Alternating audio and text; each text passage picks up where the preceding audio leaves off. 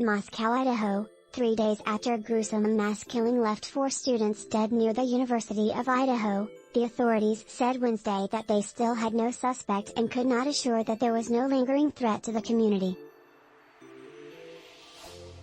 Investigators have not recovered a murder weapon but believe the 4 students, all friends who had seemed to be spending a typical Saturday night in the college town of Moscow, were stabbed to death.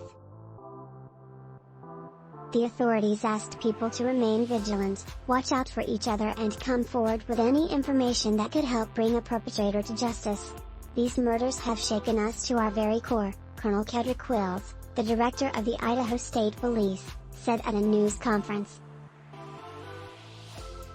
Chief James Fry of the Moscow Police Department said there was no sign of forced entry into the home, a large rental just outside of campus, and that the door was found open after police officers were called to the scene on midday Sunday, apparently many hours after the killings had occurred.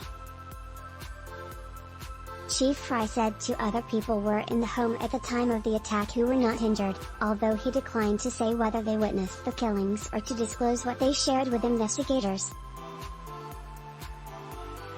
He said it had not been a hostage situation, but said the authorities had not been able to identify who might have carried out the crime. "We do not have a suspect at this time," the chief said. "Whoever committed the crime," he warned, "is still out there." Cathy Mabbutt, the Latah County coroner, said in a text message on Wednesday afternoon that she was still conducting the autopsies and would be doing so until later in the evening.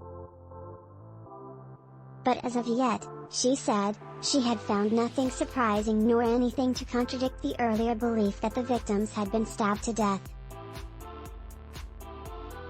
The authorities have said the totality of the evidence they have indicates the attack was targeted, identifying the victims as Ethan Chapin, 20, Madison Mogen, 21, Xana Kernodle, 20, and Kaylee Goncalves, 21. The 4 friends appeared to have been having a typical weekend night in the community, with Mr. Chapin and Ms. Kernodle at a party while Ms. Goncalves and Ms. Mogen had gone to a downtown bar before they gathered at the house.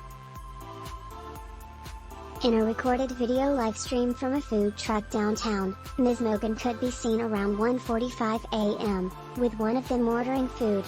They mingled on the sidewalk until the food was ready, then departed. Mr. Fry said investigators had seen the video, saying it had been helpful to place the students at that time of night as authorities work to build a timeline of events. The community fear in the aftermath of the killings has led many students to leave town. Officials had been trying to calm nerves by saying that they did not believe the border community was at risk.